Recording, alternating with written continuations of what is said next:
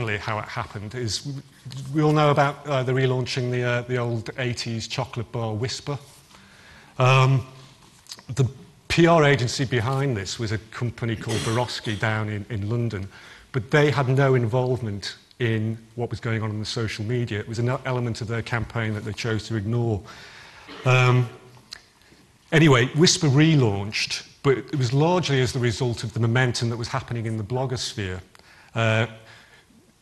Before they relaunched the product, there were 93 Bring Back Whisper groups on Facebook, approaching about 14,000 members. And the rival networks like MySpace and Bebo, they were catching up. So they had something like 30,000 people out there saying, we want to buy your product. And the Whisper, which was produced between 1981 and 2003, it's now back in the marketplace.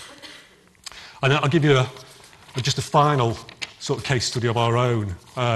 2 years ago, when blogging was still in its early days, we took on a new client, which was the Wensleydale Creamery in Wensleydale Hawes in North Yorkshire, which I have a soft spot for because I used to be business head of the Northern Echo.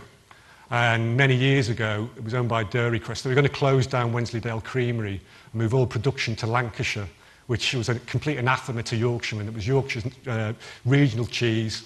So we launched the Save Our Cheese campaign in the Northern Echo and won some many awards on the back of it.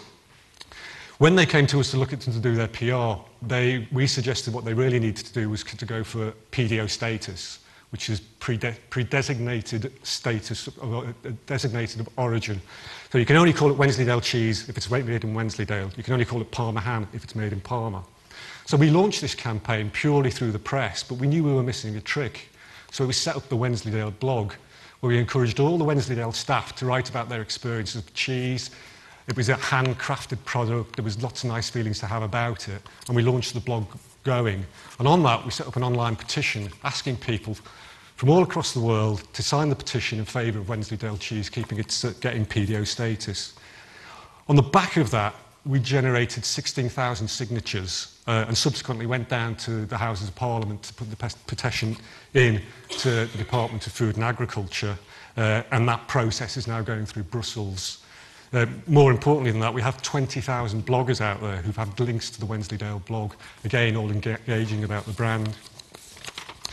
And I probably conclude by just looking at the way social media has had such a huge impact in the past 6 weeks in terms of the US bloggers, in terms of what we're seeing going on in America and the way social media is being embraced by all the campaigns out there.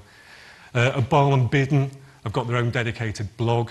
McCain and Palin have got their own dedicated blog. They also had their own dedicated Twitter accounts, so they were shooting out to their electorate what they were up to and what their views were. It's significant that mainstream media now are quoting the more influential bloggers in the news rather than their own journalists and what they think. And social network has actually democratised media as as it is now.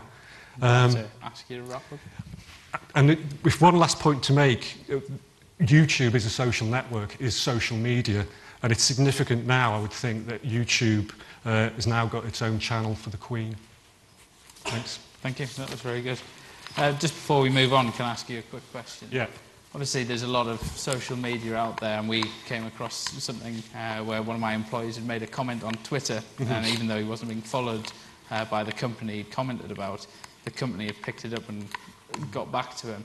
I mean, how do you think a small business can tap into the social networking side of all the opportunities that are out there? Any small business can do it. I mean, if you're it doesn't really matter what size of organisation or your staff will work to get certain guidance about what they can and cannot do in the workplace. That really should apply to what they write about on the social networks as well.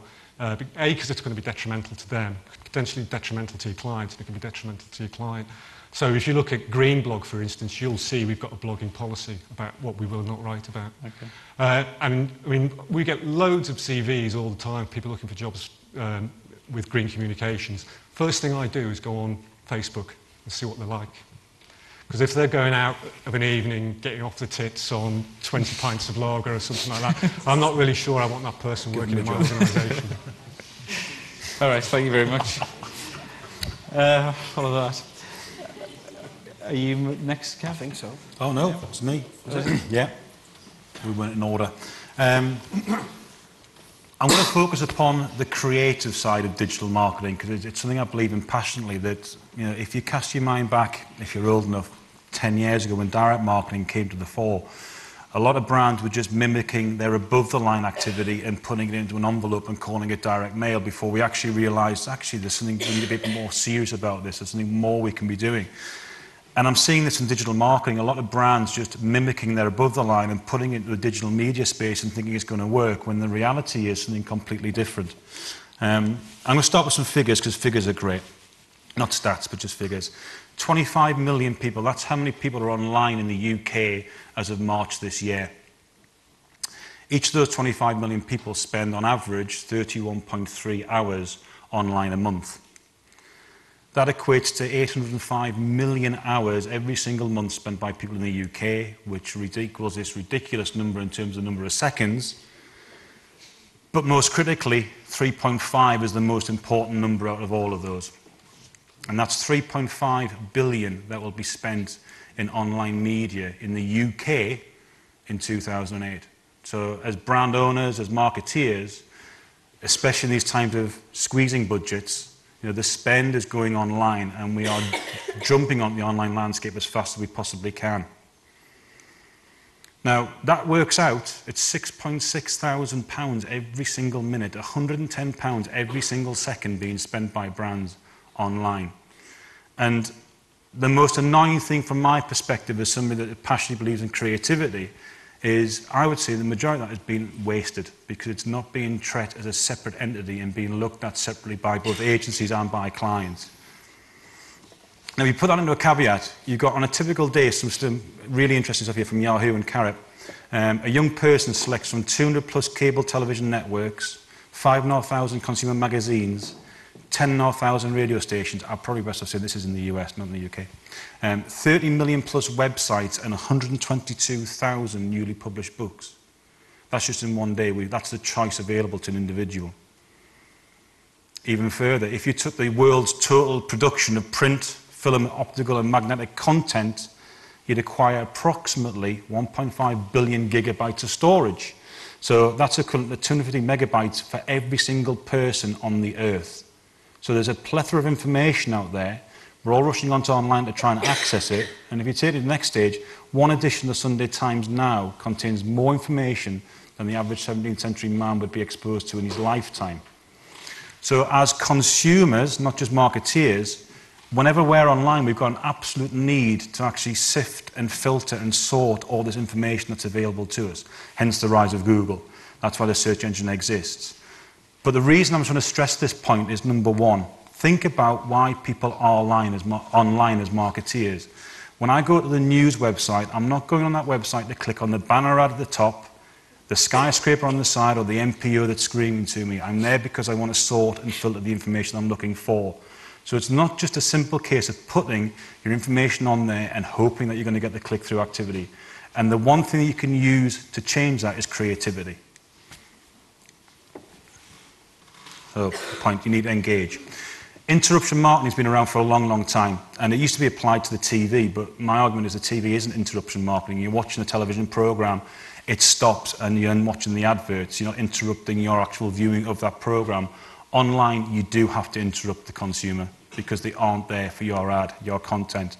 And if you don't do it creatively, if you just stick some old rubbish up there, it's just wallpaper. It's going to be sitting there, no one will take any notice of it, it will bypass the consumer, and you've lost that opportunity to engage them.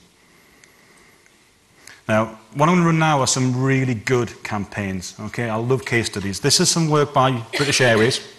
It should, if I click now. This is using a really good use of banner advertising, how you can use it to engage a consumer.